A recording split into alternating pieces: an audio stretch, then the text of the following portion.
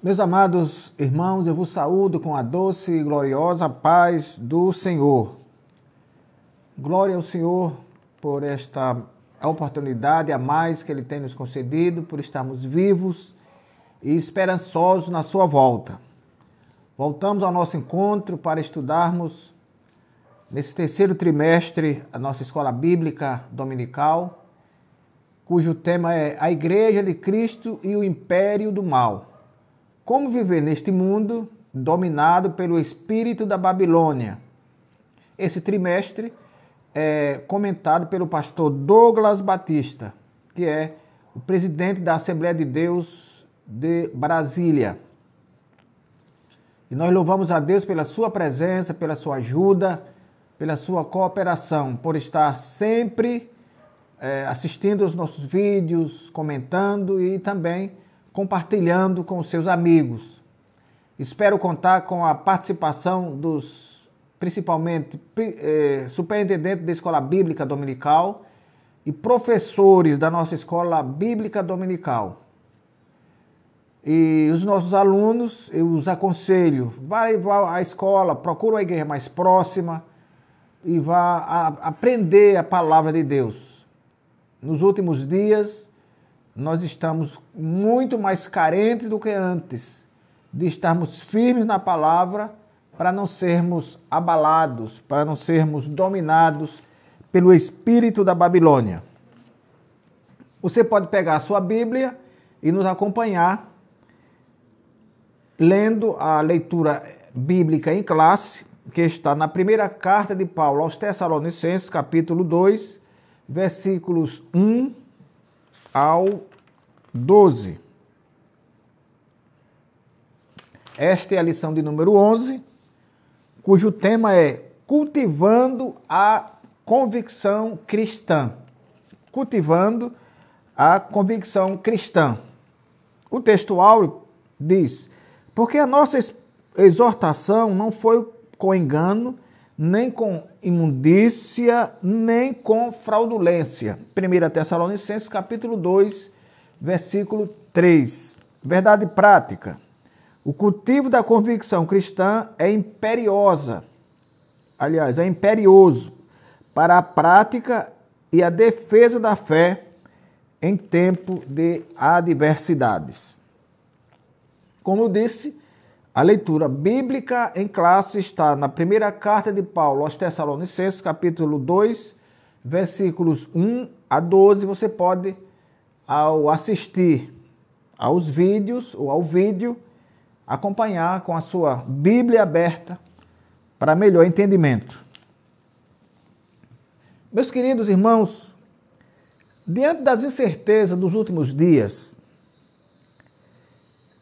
e diante dos ataques às doutrinas bíblicas, é indispensável ao crente cultivar uma profunda convicção cristã. A respeito disso, o apóstolo Paulo, escrevendo a Timóteo, ele manda que nós guardemos o bom depósito no Espírito Santo. Guardar o bom depósito. Convicção é uma crença inabalável, é uma crença firme em alguma coisa. E essa é a nossa convicção de que a fé cristã é o meio pelo qual nós nos desviaremos do mundo, dos seus prazeres, dos seus maus conselhos, enquanto aguardamos a volta do Senhor. A lição de hoje está apresentada com três itens. Falaremos sobre a convicção espiritual, a convicção moral e a convicção social. A convicção espiritual está distribuída pelo poder do Espírito Santo, pela confiança em Deus e fidelidade na pregação.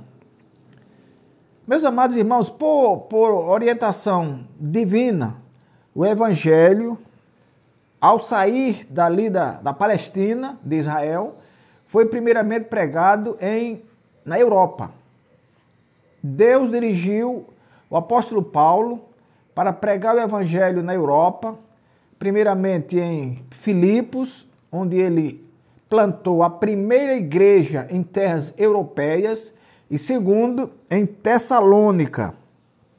Você pode ler isso em Atos capítulo 12, Atos capítulo 16, versículo 12, para Filipos, e em Tessalônica, Atos 16 e versículo 1.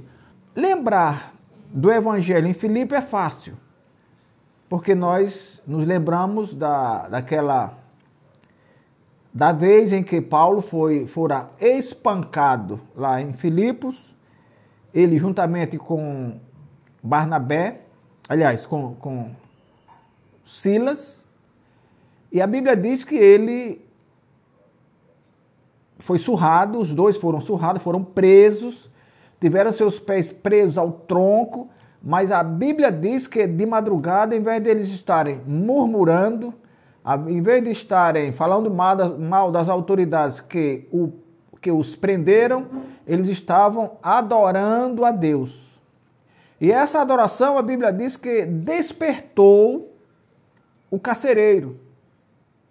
Deus mandou ali um terremoto, abriu todas as portas da prisão, o carcereiro se acordou atônito, pensando que eles tinham fugido, e aquele sofrimento de Paulo e Silas, certamente dirigido por Deus, serviu para que o mesmo carcereiro que o havia espancado, agora aceitasse a Jesus, ele e toda a família, e na mesma noite eles foram batizados. Então estava ali instalada a igreja em Filipos. Glória a Deus. E a Europa continuou a pregar o evangelho para o mundo.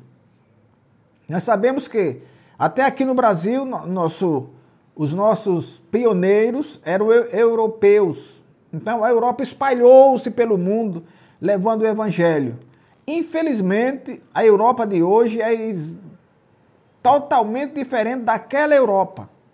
Hoje, meus amados irmãos, tudo que é ruim, tudo que atenta contra a boa-fé, tudo que atenta contra os princípios bíblicos, começa na Europa.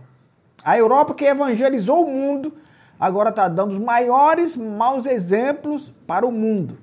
Mas a Igreja de Cristo continua firme, continua inabalável, crendo no poder do Espírito Santo para um dia subirmos para o céu. A Europa também irá para o céu, aqueles que continuarem crendo, aqueles que continuarem inabaláveis, também irão para os céus. Mas, infelizmente, a Europa tem nos dado péssimos exemplos. Glória a Deus. Precisamos ter uma confiança inabalável em Deus. O apóstolo Paulo declara que, mesmo tendo padecido e sua fé agravada em Filipos, padecido e sido agravado em Filipos, sua fé não estava abalada. Ele padeceu, foi agravado em Filipos, foi preso, foi espancado, teve os pés presos ao tronco, como disse anteriormente, mas ele mesmo declara, a fé não foi abalada. A carne sofreu, a carne ressentiu-se da incompreensão das autoridades, mas a fé inabalável em Deus continuou. De forma que ele dali saiu e foi pregar em Tessalônica, e foi muito perseguido também em Tessalônica, mas continuou fazendo a obra. Glória a Deus. Então, a história do Evangelho não é uma história de flores. A gente sabe que muitos homens de Deus pregaram o Evangelho, ganharam milhares e milhares de almas para Jesus, mas também sofreram. Homens que foram queimados, homens que foram mortos em praça pública. Então a história do Evangelho é uma história linda, a história de salvação de alma é linda, mas as condições que foi as condições instaladas na época para que o Evangelho fosse pregado, certamente não foram das melhores. Mas o Deus que salva é também o Deus que garante. Deus permitiu que alguns irmãos sofressem, os grandes vultos do evangelismo, da evangelização, das missões, após Jesus e após Paulo. Eles tiveram muito trabalho, foram muito incompreendidos, sofreram muito, mas fizeram um grande trabalho, deixaram um grande legado, e um dia nós saberemos lá no céu, na eternidade, o quanto esses homens foram fiéis a Deus, o quanto eles sofreram para não negarem o nome do Senhor.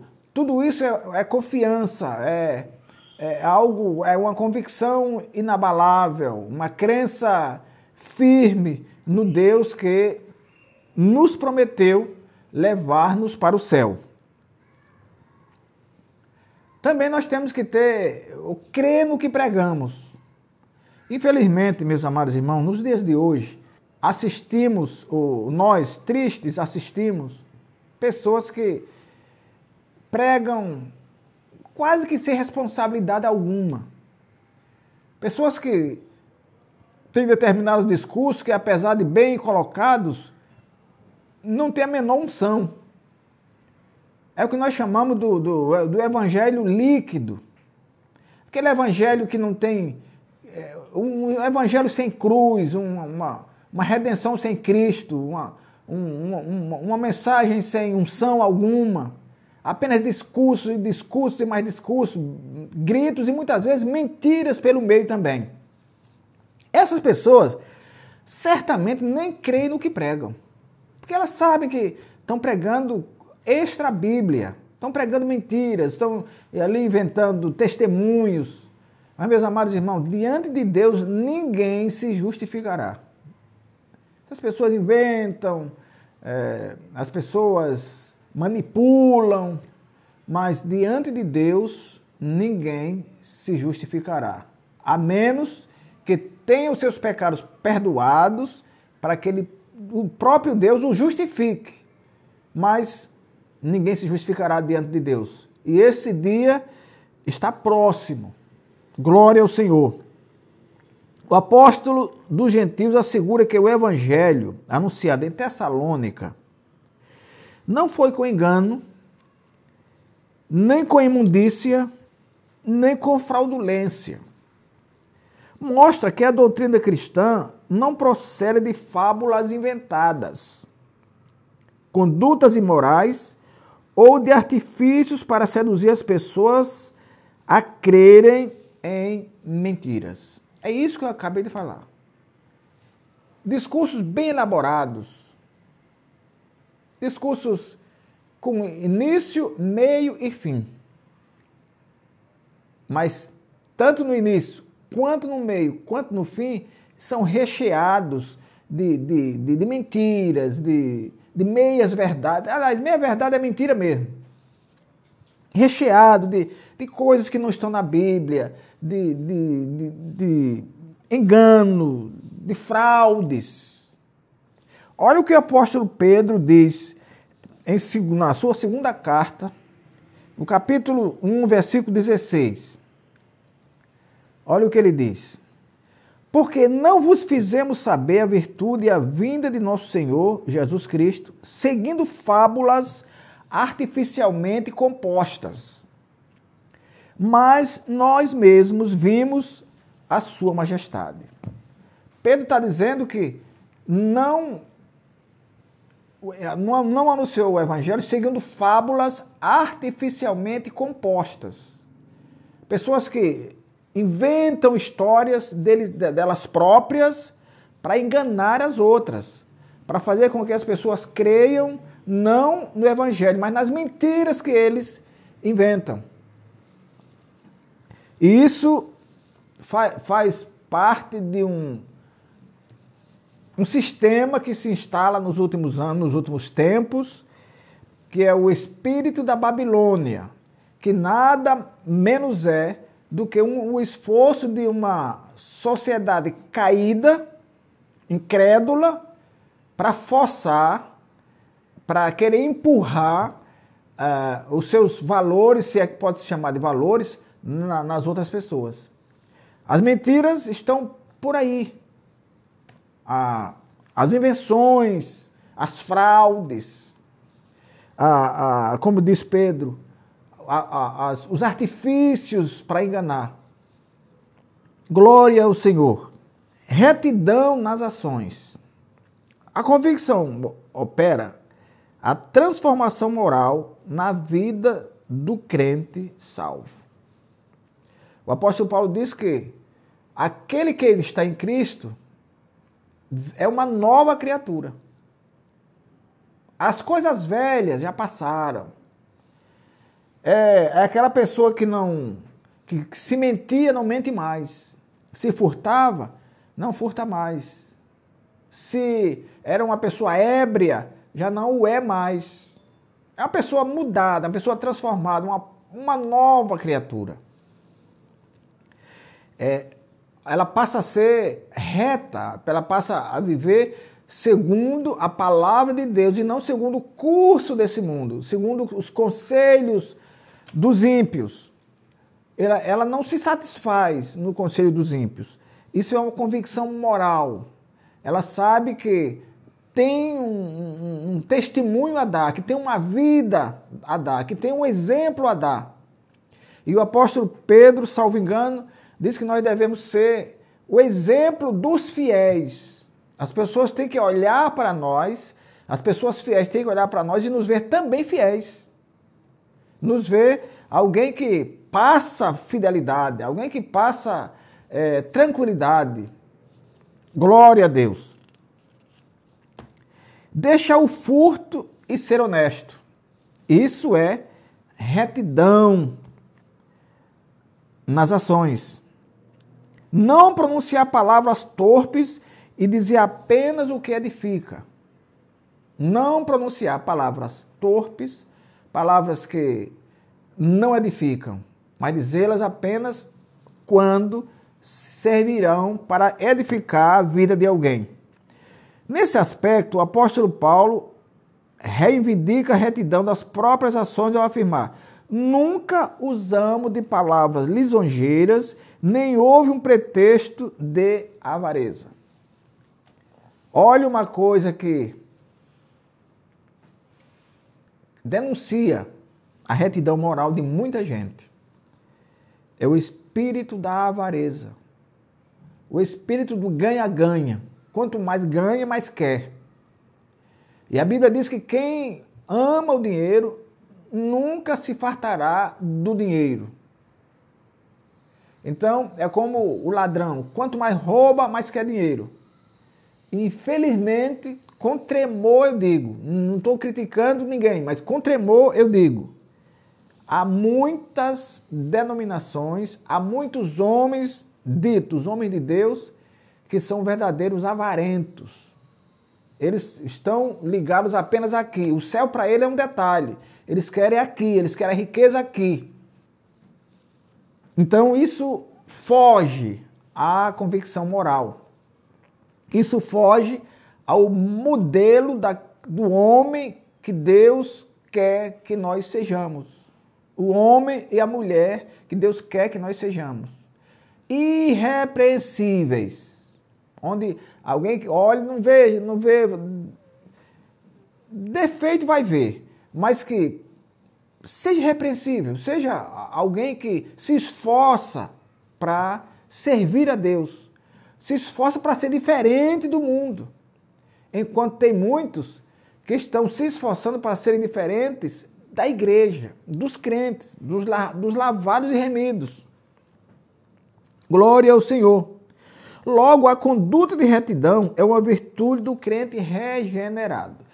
Quando você vê um crente mentindo, quando você vê um crente que busca uma vida inteira por vantagens, ele usa o que ele é, o cargo, a liderança, para adquirir vantagem, esse nunca foi regenerado. Ou se foi um dia, caiu. Infelizmente, caiu.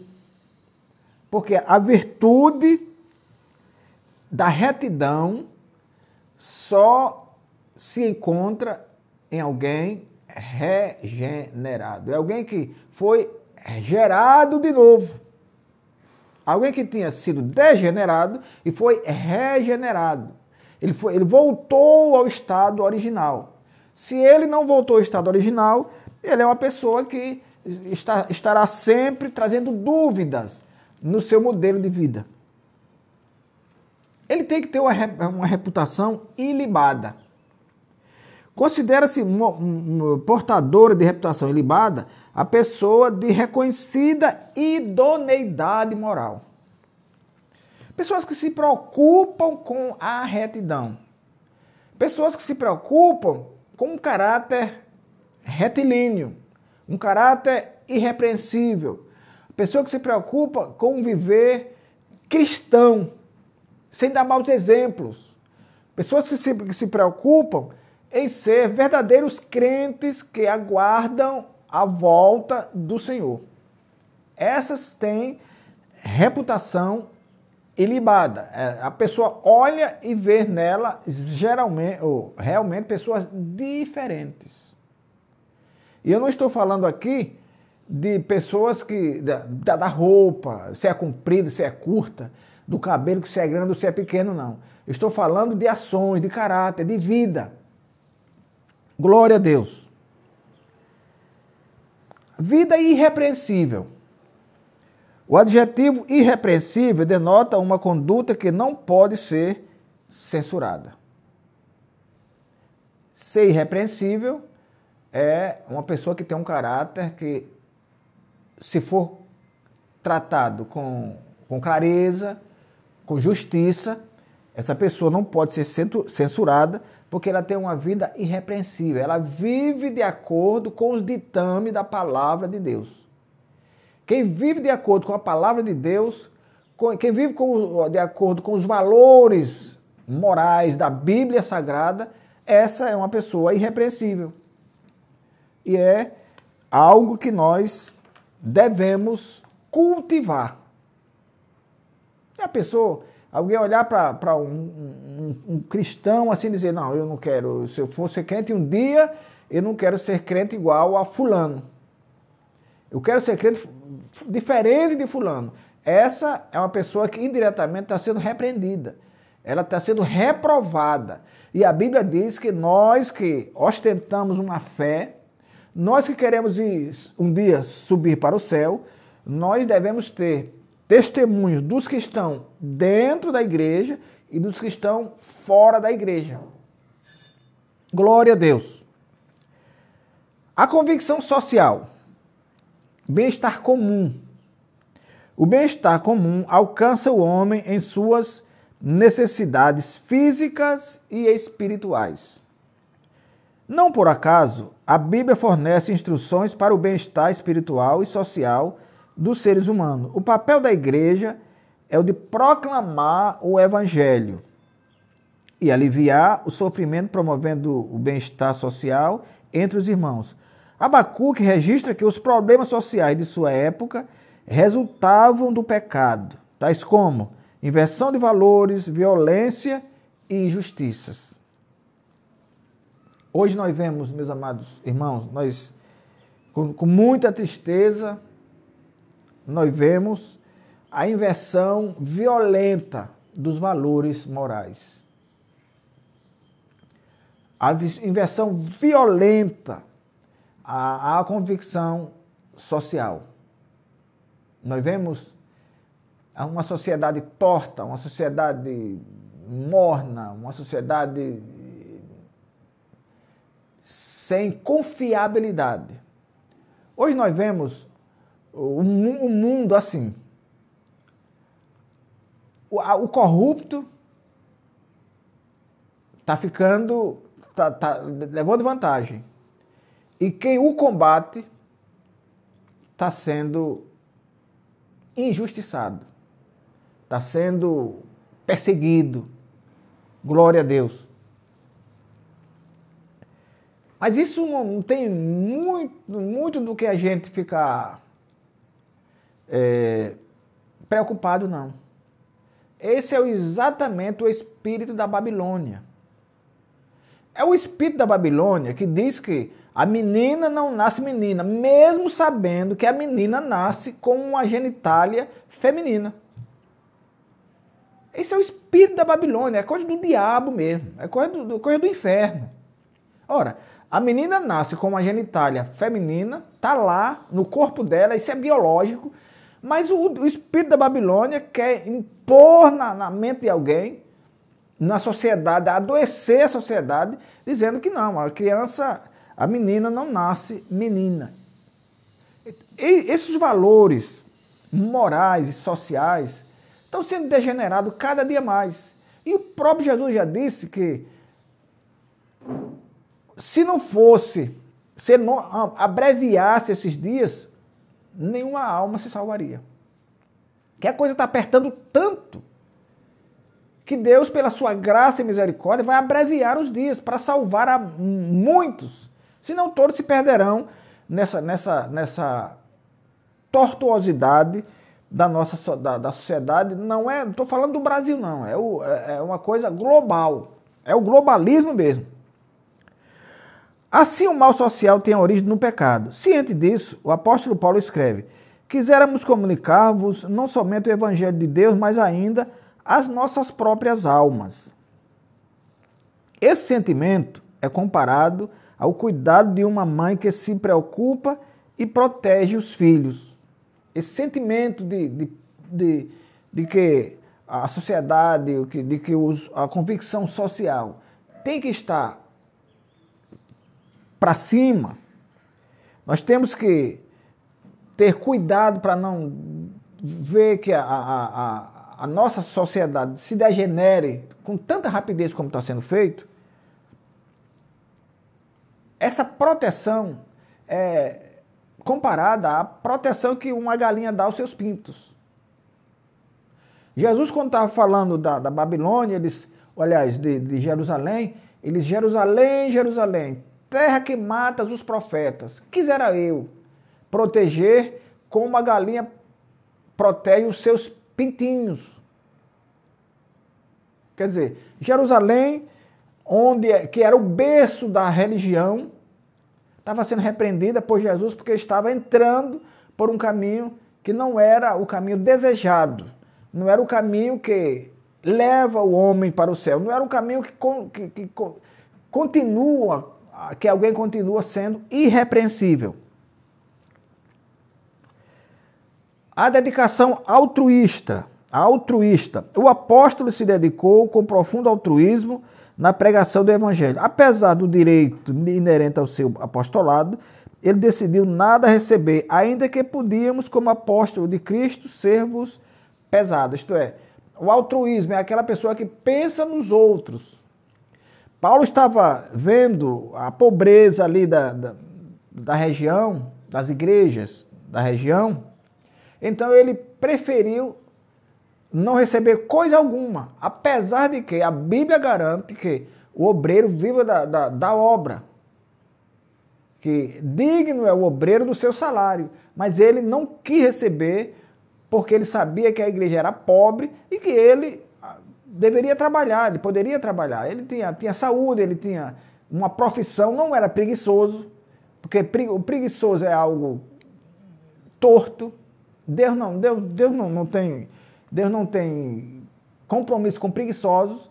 Paulo era um homem de Deus. Paulo era foi o maior missionário depois de Jesus. Como Paulo se comportaria no mundo de hoje, no século XXI? Onde as pessoas, o que mais elas pensam é em se aproveitar dos bens da igreja. É o carro novo, é a viagem longa para países estrangeiros, são as moradias suntuosas. Uma vez eu vi uma pregadora dizer isso e talvez tenha até ferido os brios de alguém. E só hoje a gente chega em casa de determinados pastores, a casa é tão grande que dá para a criançada brincar de esconde-esconde. Quer dizer, as pessoas estão tão interessadas nas coisas daqui que parece que o céu é um detalhe. O apóstolo Paulo não deixou esse exemplo. Os heróis da fé, quem quiser ler o livro Os Heróis da Fé, também não deixaram esse exemplo. Foram homens que trabalharam, homens que deram a vida e morreram pobres.